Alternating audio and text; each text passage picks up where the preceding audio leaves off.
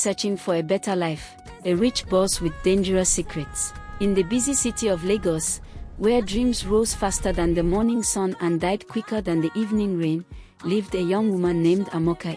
Amaka was 24 years old, beautiful, intelligent, hardworking. She had just graduated from the university with a degree in mass communication. On graduation day, everybody clapped for her. Her mother cried tears of joy. Her younger siblings danced around their small rented apartment. Amaka will change this family, people said. And truly, she believed it too. But life had another script waiting for her. Her father had died years earlier after a mysterious sickness. Since then, Amaka became the pillar of the family. Her mother, Mama Chioma, was a government worker while her two younger siblings, Kolechi and Somto depended completely on her. Every morning, Amaka wore her only black office shoe and moved from one company to another searching for work. Sorry, we are not employing. Do you have experience? We will call you. I'm sorry, the position is filled. But nobody ever called. Months turned into a year. Hunger entered the house like an unwanted spirit. The landlord insulted them daily. Sometimes, they slept with only one day. Still, Amaka refused to give up. She started a small POS business beside a provision shop. At first, it looked promising, but armed robbers attacked the area one rainy night and stole all the money. Everything vanished. She cried for 3 days. Later, she tried online businesses, affiliate marketing, virtual assistant jobs, online thrift sales, but nothing survived long enough to help her family. One evening, while returning home under the yellow streetlights, her childhood friend Sandra Okafor stopped her. Amaka, I know someone looking for a personal assistant. Amaka's eyes widened immediately. Really?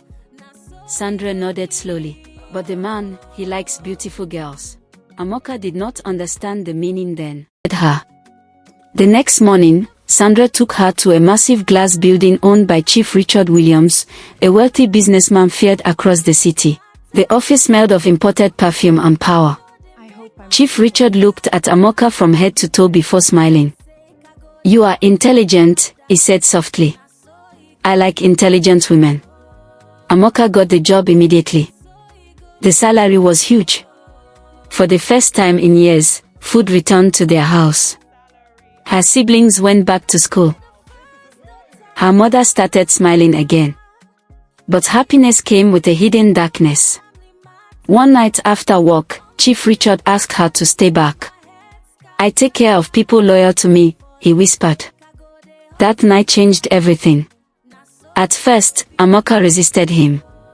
But the fear of poverty chained her mouth shut. Soon, it became a routine. Every night. Every week. Chief Richard slept with her repeatedly, buying her expensive phones, clothes, wigs, and jewelry. Yet inside her heart, something kept dying. Then strange things began to happen. Amaka started losing weight. She had constant fever, night sweats, strange dreams.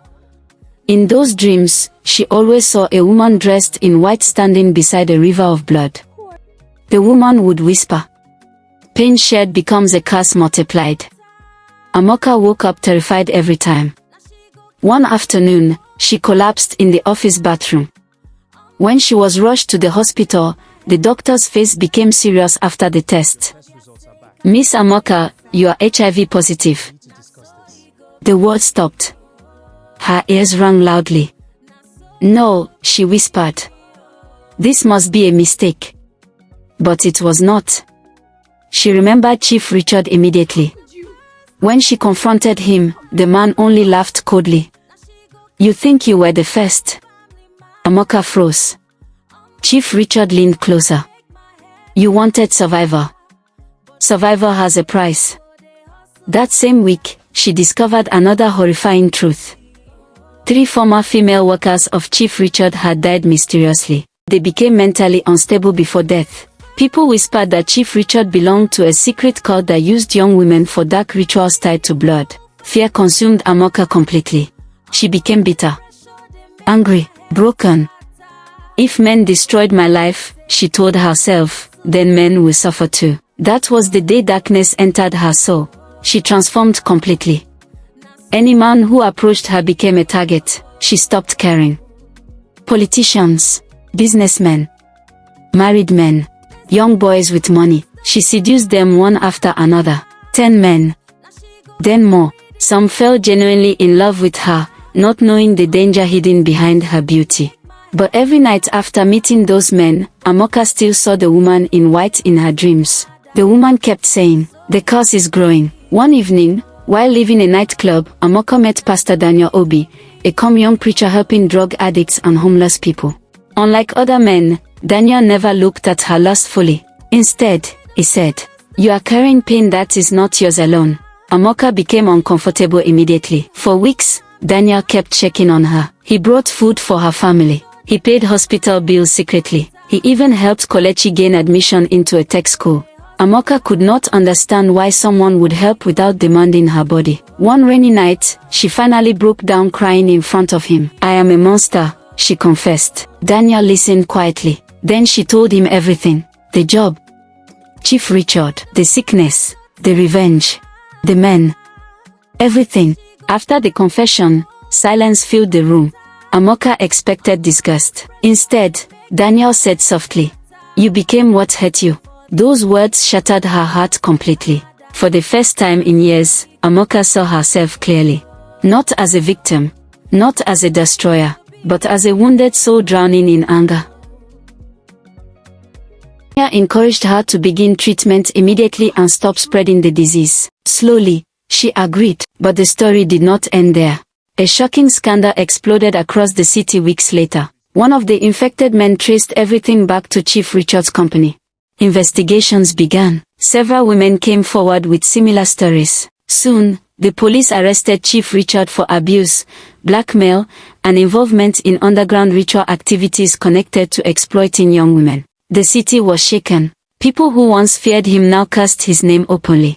But Amaka's greatest battle was not against Chief Richard. It was against herself. Months later, Amaka started speaking publicly to young women about desperation, survival, and dangerous choices. She warned them never to exchange their future for temporary comfort. She also spoke to men about responsibility, temptation, and hidden lifestyles. Her pain became a lesson. Her scars became a warning. And though she could never erase her past, she finally chose to stop multiplying darkness. One evening, standing beside the lagoon while the sunset painted the water gold, Amaka looked at Daniel and whispered, "Do you think God can forgive someone like me?" Daniel smiled gently. Even broken people can still become light. And for the first time in many years, Amaka cried tears that were not from pain, but from hope.